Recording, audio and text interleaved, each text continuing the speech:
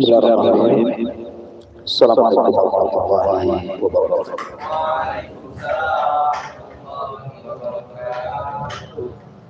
Alhamdulillah wassalatu wassalamu ala Rasulillah wa ala alihi wa sahbihi wa man wala la hawla wa la quwwata illa billah. Alhamdulillah, di malam hari ini kembali kita bisa duduk di majelis yang insyaallah diberkahi ini. Tentu tidak lain dalam rangka untuk talabul ilmi. Dan orang yang talabul ilmi itu tidak ada ini. Karena Nabi sallallahu alaihi wasallam bersabda, "Ulaika qaumun la yashqa jalisuhum." Mereka adalah sebuah kaum yang tidak mungkin celaka kawan duduknya. Jadi kalau orang duduk di majelis ta'lim itu tidak mungkin celaka teman duduk yang di sampingnya itu. Walaupun temannya ngantuk, tidur, tapi tidak membahayakan kalau talabul ilmi.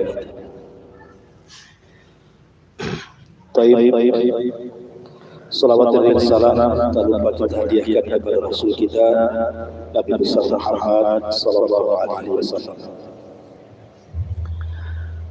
Malam ini kita akan mengisahkan beberapa kisah di zaman para sahabat Nabi. Tentu kisah-kisah ini bisa kita ambil ibrah, pelajaran bagi kehidupan kita, baik para sahabat Nabi sallallahu alaihi wasallam yang kemudian diberikan ujian dari Allah, ataupun para sahabat Rasul yang semangat melaksanakan ibadah dan ketaatan kepada Allah Azza wa Jalla. Ada dua kisah yang menarik di zaman para sahabat itu, di mana ada orang yang dikubur tetapi tanah tidak menerimanya. Jadi setiap dikubur jasadnya naik lagi, nanti dikubur lagi jasadnya naik lagi. Karena tidak bisa dikubur, akhirnya terpaksa dilempar ke lembah. Bagaimana kisahnya dan siapa mereka? Kok sampai bumi tidak menerima jasadnya? Ma'asyiral muslimin wal muslimat rahimani wa rahimakumullah. Di zaman Nabi sallallahu alaihi wasallam ada seorang laki-laki namanya Muhallib al-Laitsi. Muhallib al-Laitsi. Satu di antara 6 orang yang diutus Nabi sallallahu alaihi wasallam untuk menyerang sebuah kaum yang disebut dengan Sariyah. Sariyah itu pasukan tapi Rasul tidak ikut. Namanya Sariyah. Lah di antara pasukan yang diutus itu 6 orang. Salah satunya ada orang namanya Muhallib al-Laitsi. Berangkatlah pasukan ini atas perintah Nabi sallallahu alaihi wasallam. Rupanya di tengah jalan pasukan ini berjumpa dengan seseorang namanya Amir al-Ashja'i. Amir al-Ashja'i radhiyallahu anhu. Dan dia sedang menggembala kambing. Kemudian terlibat percekcokan antara Muhallib al-Laitsi dengan Amir al-Ashja'i, karena memang mungkin ada persoalan pribadi antara beliau dengan Amir al-Ashja'i ini. Entah mengapa kemudian dibunuhlah Amir al-Ashja'i oleh Muhallib al-Laitsi. Setelah dibunuh, diambil untanya, kemudian diambil barang-barang, kemudian pergi. Setelah melaksanakan tugas sebagai Sariyah dari Nabi, pasukan ini pulang. Tapi Nabi SAW tahu peristiwa itu. Kenapa? Karena Rasul diberitahu Jibril. Rasul tahu ada peristiwa pembunuhan itu. Maka dipanggillah Muhallib al-Laitsi ini di hadapan Rasul. Kemudian bertanya, kenapa kau membunuh Amir al-Ashja'i? Kemudian dia memberikan alasan macam-macam, tapi Nabi SAW mengatakan, la ghafarallahu. Semoga Allah tidak mengampuni dosa-dosa. Akhirnya kemudian Nabi SAW berusaha untuk membayarkan diat pembunuhan kepada keluarga Amir al-Ashja'i, karena bagaimanapun orang membunuh itu kan qisas, kalau tidak bayar diat 100 ekor unta. Akhirnya keluarga Amir al-Ashja'i memilih untuk mendapatkan diat. Maka kemudian dibayarkan 100 ekor unta kepada Amir al-Ashja'i. Dikiranya perkara ini sudah selesai menurut Muhallib al-Laythi karena sudah terbayar diatnya gitu ya. Tapi Rasul masih murka kepada Muhallib al-Laythi. Kemudian ketika datang Rasul mengatakan, idhab la ghafarallahu lak. Pergi kau dari sini, semoga Allah tidak mengampuni dosa. Maka dengan kasus seperti ini, kemudian berjalannya waktu, akhirnya Muhallib al-Laythi ini meninggal dunia. Ketika meninggal dunia, maka jasadnya dikubur. Tetapi keesokan harinya jasadnya sudah di atas tanah lagi. Kemudian dikubur lagi jasadnya di atas tanah lagi. Terus seperti itu. Akhirnya orang-orang pun ketakutan, akhirnya meletakkan jasadnya Muhallib al-Laythi di antara dua lembah, kemudian dilempari batu. Memang kisah ini ada versi yang dilemahkan para ulama, ada versi yang disahihkan oleh para ulama.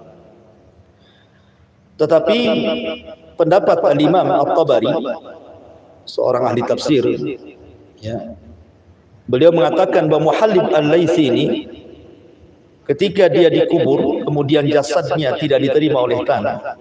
Sebenarnya orang yang dikubur yang jauh lebih jahat banyak dibandingkan Muhallib al-Laythi. Tapi kenapa jasadnya tidak naik ke tanah gitu? Allah hanya ingin perlihatkan bagaimana kehormatan seorang muslim. Bodoh, darah seorang muslim itu berharga dalam Islam. Tidak boleh dibunuh sembarangan gitu. Makanya Allah ingin perlihatkan bagaimana berharganya darah seorang muslim, dan pembunuhnya Allah berikan azab di dunia seperti itu. Jadi bumi menolaknya. Ini satu kisah. Kisah yang kedua, ada seseorang dari Bani Najjar. Dia dulunya orang Nasrani, kemudian masuk Islam. Dan anehnya dia pernah mencatat menjadi sekretaris Nabi. Rasul pernah membacakan padanya surah Al-Baqarah dan surah Al-Imran. Jadi mencatat dua surat ini ketika turunnya dua surat panjang Al-Baqarah dan Al-Imran. Tapi entah mengapa orang ini tiba-tiba murtad lagi. Jadi dulunya Nasrani, masuk Islam, sempat menulis wahyu kepada Nabi SAW, tapi kemudian murtad lagi. Kemudian bergabung dengan orang-orang Nasrani lagi. Karena dia mantan penulis wahyu, tentu dihargai, dihormati oleh orang-orang Nasrani karena dia tahu rahasia Nabi. Kemudian dia pun mengaku bahwa dia tahu segalanya dan Muhammad itu tidak tahu kecuali apa yang ia tulis.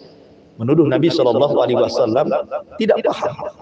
Seolah-olah dia yang paling paham, padahal kita tahu bahwa Al-Quran itu ada di dada Nabi. Nabi itu tidak perlu ditulis, Quran itu sudah ada dalam dadanya. Tetapi kemudian orang Nasrani ini yang pura-pura masuk Islam kemudian balik ke Nasrani lagi, akhirnya Allah Subhanahu wa taala takdirkan meninggal dunia. Sama peristiwanya. Ketika dikubur, jasadnya naik lagi. Ketika dikubur, jasadnya naik lagi. Jadi orang-orang Nasrani menyangka bahwa itu ulahnya Rasul dan sahabat, itu ulahnya Muhammad dan sahabat. Jangan-jangan si Muhammad dan sahabat itu yang menggali kembali, kemudian jasadnya diangkat lagi. Akhirnya mereka pun melubangi dengan sangat dalam sekali kuburan itu supaya tidak bisa digali, kemudian jasadnya dimasukkan, tapi besok naik lagi jasadnya. Dari situ mereka mengetahui bahwa ini bukan perbuatan Rasul dan juga para sahabatnya. Ini dua kisah yang tercatat, ini tercatat dalam Sahih Muslim. Ya. Tetapi lihat bagaimana dua kisah ini. Ada orang yang tidak diterima oleh bumi gitu. Yang satu karena membunuh seorang muslim, yang satu karena menuduh Nabi Shallallahu Alaihi Wasallam bahwa dia tidak tahu apa-apa. Dia tidak paham dengan wahyu, seolah-olah dia yang paling paham. Dan ini kan tuduhan serius. Karena Nabi Shallallahu Alaihi Wasallam itu wa may yantiqu 'anil hawa in huwa illa wahyu yuha. Tetapi ada kisah yang lain, justru bumi melindunginya. Seperti kisah seorang sahabat namanya Asim ibn Thabit. Asim ibn Thabit adalah salah seorang sahabat yang super teguh ketika kekalahan kaum muslimin di Uhud, dan dia yang kemudian menyelamatkan Nabi dan beberapa orang dari kalangan Ansar sehingga Rasul selamat dari pembunuhan. Namanya Asim ibn Thabit radhiyallahu anhu. Jadi ketika ada beberapa kabilah datang kepada Nabi Shallallahu Alaihi Wasallam ketika itu, minta supaya didatangkan kepada mereka pakar Quran, supaya Quran diajarkan di kabilah. Ada yang mengatakan kabilah Idhal dan kabilah Qar meminta kepada Rasul supaya didatangkan para hufadzul Quran untuk mengajarkan Quran di kabilah. Maka Rasul mengutus 10 para penghafal Quran. Lah salah satu di antaranya adalah Ubayd ibn Adi, kemudian Asim ibn Thabit. Dari 10 orang itu kemudian diutus oleh Rasul. Tapi di tengah jalan dikhianati, dibunuh semua. Ya, dibunuh semuanya, kecuali Ubayd ibn Adi dan salah seorang yang lainnya dijual kepada musuh orang Quraisy yang keluarganya terbunuh di Uhud dan Badar. Akhirnya keduanya pun dibunuh. Lah kisah Asim ibn Thabit ini, Asim ibn Thabit ini pernah berdoa sebelum kematiannya, ya Allah, jangan kau sentuhkan jasadku kepada siapapun dari orang musyrik. Itu doanya. Ya Allah, jangan ada orang musyrik berani menyentuh jasad setelah kematiannya. Lah ketika ada seorang wanita yang sangat dendam dengan sahabat Rasul, terutama kepada Asim bin Thabit, karena dia yang membunuh keluarganya di perang Uhud. Maka ketika tertangkap ini Asim bin Thabit ini, wanita jahat ini, wanita fasiqah ini, wanita musyrik ini, meminta agar jasadnya diberikan kepada dia. Dia akan hargai berapa jasad itu. Dia hendak memutilasi jasadnya Asim bin Thabit ini karena marahnya karena keluarganya mati di perang Uhud. Jadi dia minta kepada kabilah itu untuk diserahkan jasadnya Asim bin Thabit supaya dimutilasi. Tapi subhanallah, tiba-tiba ketika jasad itu mau diambil, tiba-tiba datang tawon. Dikerubungi tawon jasad itu, sehingga nggak ada orang berani mendekat. Jadi dibiarkan satu malam. Jadi orang-orang menyangka mungkin tawon itu nanti malam pun akan hilang, akan kembali ke sarangnya. Kita bisa ambil jasadnya malam-malam. Rupanya sampai malam hari tawon itu juga tidak pergi dari jasadnya sampai pagi hari. Ya. Ketika di pagi hari mereka sudah nyangka tawon itu sudah hilang dan hendak mengambil jasadnya, tiba-tiba Allah Subhanahu wa taala kirimkan banjir lumpur. Kemudian membawa jasad itu tiba-tiba lenyap ke bawah lumpur, kan nggak tahu di mana jasad itu kan. Banjir lumpur lenyap. Ya kan? Lihat bagaimana para ulama menjaga, kata para ulama bagaimana Allah menjaga jasad Asim bin Thabit yang hendak dimutilasi oleh seorang wanita musyrik dan bumi menjaganya. Dijaga oleh beliau. Ya. Memang kalau kita bicara tentang riwayat-riwayat tentang jasad-jasad yang akan yang dijaga oleh bumi dan tidak akan dimakan oleh tanah itu, memang tidak ada kecuali para nabi. Ya, kalau para nabi ya jasadnya tidak mungkin dimakan tanah. Makanya di zaman Umar bin Khattab ketika menyerang Persia, jadi Umar itu menyuruh para sahabat untuk menyerang satu kota. Rupanya di situ ada seorang nabi Bani Israel namanya Daniel, dan kuburannya diagungkan oleh orang-orang Persia. Nabi Bani Israel namanya Daniel. Maka Umar bin Khattab tidak hendak menjadikan kuburan itu dijadikan tempat kesyirikan. Akhirnya malam-malam Umar memerintahkan sahabat untuk menggali kuburan itu. Kemudian ketika digali, jasadnya masih utuh. Namanya seorang nabi, jasadnya masih utuh, padahal dia sudah meninggal 300 tahun yang silam, gitu ya. Dan ini menunjukkan sabda Nabi SAW adalah sebuah kebenaran bahwa jasadnya para nabi tidak mungkin dimakan tanah, gitu. Makanya ketika Nabi Sulaiman mati pun, kemudian duduk di singgasana, jin masih kerja, karena namanya jasad seorang nabi kan disangka masih hidup, lagi tidur, padahal mati. Baru setelah singgasananya roboh karena dimakan rayap, gitu ya, jin baru mengetahui Sulaiman sudah mati, gitu. Dari sini menunjukkan bahwa jasadnya para nabi itu memang dijaga dan tidak mungkin dimakan tanah. Tapi apakah selain para nabi juga sama? Maka tidak ada nas yang jelas. Kalaupun memang ada, maka itu bentuk karamah. Seperti contoh umpamanya di Saudi Arabia itu kan pernah banjir. Banjir di Saudi pernah banjir. Lah kuburan para syuhada Uhud itu jumlahnya 70, itu tersapu banjir. Kita tahu bahwa kuburan padang pasir beda dengan di Tamiang, kuburan Batam kan tanah kan. Kalau disapu banjir pun tidak ada masalah kan, tanah. Tapi kalau padang pasir disapu disapu airnya habis lah kan, gitu ya. Namanya pasir. Jadi banjir itu menyapu kuburan 70 syuhada Uhud. Subhanallah. Jasad-jasad itu masih utuh. Bahkan jasadnya Hamzah, paman Rasul yang dimutilasi oleh Hindun, yang ususnya dibedel, kemudian dijadikan anting, gelang sama Hindun itu kan. Nampak jelas ini jasadnya Hamzah. Dari sinilah oleh kerajaan Saudi akhirnya dipindah kuburannya, dinaikkan di atas bukit supaya kalau ada banjir nggak kena lagi. Nah, tetapi kan ini kejadiannya baru beberapa tahun yang silam kan, gitu. Menunjukkan bahwa ada jasad-jasad itu yang dijaga oleh Allah Azza wa Jalla. Seperti jasadnya para sahabat, jasadnya para penghafal Quran. Bahkan di negeri kita juga kita dengar ada tokoh ulama mana gitu ya, ketika digali jasadnya masih utuh, gitu kan. Kita sering mendengar, walaupun tidak ada nas yang jelas kecuali memang para nabi saja yang dijaga berdasarkan riwayat. Tetapi di lapangan kenyataannya ada. Tapi bukan berarti kemudian yang dimakan tanah dan dia ulama berarti tidak punya karamah, tidak. Maksudnya ada jasad-jasad itu yang memang dijaga oleh Allah Subhanahu wa taala. Nah, jadi kalau pertama kisahnya bumi tidak menerima, gitu ya. Ini kalau yang kedua ini kisahnya justru bumi menjaganya. Ya.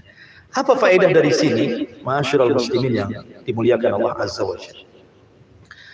Kalau kita cerita tentang alam kubur, ya.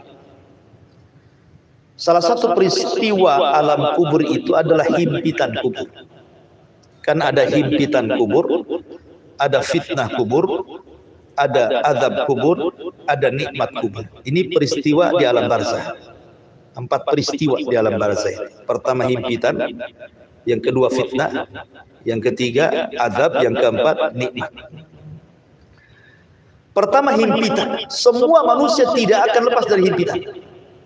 Apakah dia mukmin, apakah dia kafir, apakah dia bayi, apakah dia dewasa, apakah dia laki-laki, apakah perempuan, apakah dia orang soleh, apakah dia orang toleh, apakah dia sahabat atau bukan sahabat. Himpitan ini berlaku kepada semua orang. Himpitan ini. Makanya ada seorang sahabat Rasul namanya Sa'ad ibn Rabi. Sa'ad ibn Rabi ini pemimpin Aus. Gara-gara dia satu kabilah masuk Islam. Ya, orang-orang Ansor itu kebanyakan masuk Islam di tangan Sa'ad ibn Rabi. Karena dia jasanya besar dalam Islam, ketika kematiannya Sa'ad ini 70.000 malaikat turun dari langit mengantarkan jasadnya ke kuburan. Bukan hanya 70.000 malaikat turun dari langit mengantarkan jasadnya Sa'ad bin Rabi ini, sampai arsy Allah bergoncang. Bayangkan, arsy itu makhluk Allah terbesar, tapi bisa bergoncang dengan kematian Sa'ad. Kenapa? Karena jasa Sa'ad dalam Islam itu luar biasa, gitu. Jadi, masyaallah muslimin yang dimuliakan Allah Azza wa Jalla, ketika kematian Sa'ad, Nabi SAW mengatakan, kalaulah ada orang yang selamat dari himpitan kubur, maka dialah orangnya. Maksudnya Sa'ad ibn Rabi. Tetapi dia pun tidak selamat. Kemudian ketika Nabi SAW melihat ada bayi yang sedang dikubur. Bayi itu kan nggak punya dosa. Mana bayi punya dosa? Bayi itu fitrah terlahir. Tapi Rasul mengatakan kalau seandainya ada orang yang selamat dari himpitan kubur, tentu bayi ini yang akan selamat. Karena nggak punya dosa bayi itu. Tapi dia pun tidak selamat. Jadi semua itu tidak akan selamat dari himpitan kubur. Jadi kalau kita masuk kuburan, kubur itu akan menyempit, kemudian akan menjepit kita. Walaupun sekarang kita lihat kalau kuburan itu kan dilebarkan tuh 1 meter, nanti kuburan itu akan menyempit sampai menghimpit kita. Tetapi ulama mengatakan ada perbedaan antara himpitan orang-orang yang beriman dengan himpitan orang-orang kafir. Adapun himpitan orang-orang yang beriman, maka layaknya seorang ibu yang sedang memeluk bayinya. Karena kita kan asalnya dari tanah, dan kita akan kembali ke tanah. Jadi seolah-olah tanah itu bagikan ibu bagi kita. Jadi kalau kita masuk tanah, maka ibu kita akan memeluk kita. Jadi himpitan itu tidak akan menyakiti kita. Ya. Tetapi kalau himpitan ini Allah berikan kepada orang kafir, orang munafik, orang fasik gitu ya, para pelaku dosa besar, maka himpitan ini akan memutuskan seluruh otot, tulang, sendi, sehingga dia akan menjerit karena kesakitan. Karena azab kubur itu ingat penuh dengan jasad kayak kita gini. Ya, jasad kita akan dimasukkan lagi ruhnya, kemudian kita sendiri dalam kubur tiba-tiba dihimpit, kemudian diretakkan tulangnya gitu, dan dia akan menjerit. Tidak ada yang tahu jeritan kecuali binatang. Itu pun binatang tertentu yang Allah perdengarkan jeritan orang-orang yang ada di kubur. Baru setelah himpitan kubur ini datang 2 malaikat. Mungkar dan Nakir bertanya, siapa Rabbmu, siapa nabimu, apa agamamu gitu ya. Kalau dia mampu menjawab berarti masuk ke nikmat kubur, kalau dia tidak bisa menjawab masuk kepada azab kubur. Ya. Jadi kita ini akan kembali ke tanah. Jangan sampai kemudian tanah ini tidak menerima kita dan menghimpit kita sehingga kita akan kesakitan gitu ya. Maka berlindunglah dari azab kubur sebagaimana Rasul mengatakan, istaizu bi adzabil qabr. Berlindunglah kalian dari azab kubur. Ma'asyiral muslimin yang dimuliakan Allah Azza wa Jalla, intinya bahwa kisah-kisah tadi ini menginspirasi kita bahwa pertama dosa pembunuhan. Kan tadi ceritanya Muhallib Al-Laitsi ini karena dia membunuh. Menunjukkan bahwa pembunuhan dalam Islam itu, apalagi yang dibunuh seorang muslim, sangat terlarang. Tidak boleh membunuh seorang muslim apalagi dengan kesengajaan, karena Allah mengatakan wa man qatala mu'minan muta'ammidan fajazauhu jahannam khalidan fiha. Siapa yang membunuh seorang mukmin secara sengaja maka akan dimasukkan ke dalam jahanam dan dikekalkan di dalamnya. Kalimat dikekalkan bukan selama-lamanya, tidak, maksudnya saking lamanya sehingga bahasa Quran dikekalkan. Ya, tetap selama dia tidak musyrik, orang itu ada kesempatan masuk surga. Tetapi dengan lamanya dia di neraka itu sampai-sampai Allah katakan khalidan fiha, dikekalkan di dalamnya. Maka jiwa seorang muslim itu sangat berharga. Makanya kita melihat ada aksi-aksi bom bunuh diri yang diatasnamakan para teroris, itu aneh gitu kan. Kenapa mereka membunuh jiwa-jiwa yang tidak bersalah di negeri Islam, yang mati juga orang Islam gitu. Harusnya kalau mau bunuh diri sanalah ke Israel, karena sudah jelas gitu ya. Orang Yahudi ngapain pula di negeri kita buat bom kayak gitu. Mereka kurang paham tentang kehormatan darah seorang muslim. Kemudian juga faedah yang kedua, jasad yang kedua yang ditolak, kenapa? Karena dia murtad. Orang-orang murtad ini hati-hati. Ya, kan banyak di Batam ini paling banyak lah. Saya itu punya tetangga kan. Dia seorang muslimah. Seorang muslimah. Nikah dengan laki-laki Nasrani. Jadi Nasrani. Akhirnya suaminya selingkuh sama wanita muslimah. Masuk Islam suaminya. Nah, bayangkan. Nah, kemudian cerai. Jadi yang pertama wanita muslimah ahli gereja. Ini suaminya yang tadinya Nasrani karena selingkuh dengan seorang wanita muslimah kemudian nikah jadi ahli masjid. Coba bayangkan. Ini yang hanya ada di Batam yang kayak gini. Mungkin di luar Batam saya tidak tahu. Coba bayangkan kok tukar-tukaran agama ini gimana ceritanya coba. Tadinya seorang muslimah jadi Nasrani gara-gara suaminya. Suaminya selingkuh dengan seorang muslimah jadi muslim pula dia. Tukar-tukaran agama jadinya. Dan di Batam ini paling mudah orang bisa murtad. ya, menggadaikan agama dengan harga yang sangat murah sekali. Dia kira hidup itu lama gitu ya. Padahal 60-70 tahun dia mati, dia akan bertanggungjawabkan di hadapan Allah. Jadi bahaya orang murtad itu, hati-hati. Kemudian juga meragukan wahyu. Karena orang ini kan mengejek Rasul tidak tahu apa-apa, dia yang tahu gitu. Ini kan mengejek wahyu. Dan di zaman sekarang orang yang istihza, mengolok-olok agama itu luar biasa banyak sekali. Ya, mengejek-ngejek Nabi, bahkan Allah saja yang diejek gitu ya. Allah saja diejek dia. Apalagi nabinya, apalagi Quran gitu ya. Memang di negeri kita ini makin kesini makin gak jelas gitu. Makanya saya nasihatkan, bekali dari sekarang anak-anak kita ini agama. Kalau zaman kita aja fitnahnya sebesar ini, bagaimana anak-anak kita nanti?